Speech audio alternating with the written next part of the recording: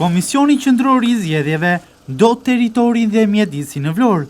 KQZ nuk kujdeset për materiale zgjedhore të vetat pas përfundimit të procesit, duke i hedhur këto të fundit kudo në ambient, madje edhe jashtë kontenierëve të mbeturinave në qytet. Kjo është panorama që të ofron sot qyteti bregdetar i Vlorës pas përfundimit të procesit të votimit dhe numërimit të votave, ku të gjitha kontenierët, madje dhe mjediset jashtyre, me sa duket, janë të ndotur nga materiale zgjedhore.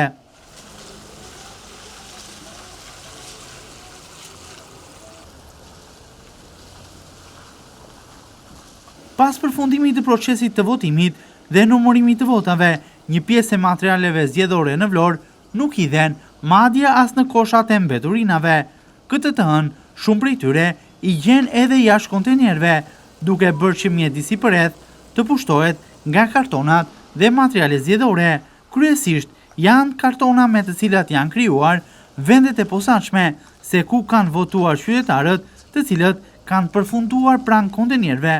Ironi e fatit është se në qytetin bregdetar të Vlorës, kontenierët pranë KZAZ-ve të qytetit, si dhe qendrave të votimit, janë bosh, ndërsa jashtë tyre gjenden materiale zgjedhore.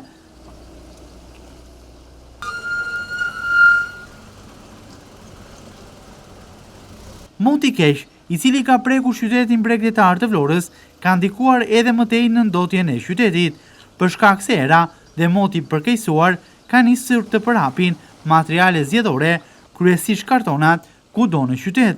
Pavarësisht se një pjesë e vendeve përreth kontenierëve janë pastruar, ky mision ka qenë thuajse i pamundur për shkak të fluksit tepër të lartë të materialeve zgjedhore, të cilat janë hedhur në ambientet përreth koshave. Shumë prej tyre kanë përfunduar edhe në rrugë, duke i ndotur edhe më tej segmentet rrugore.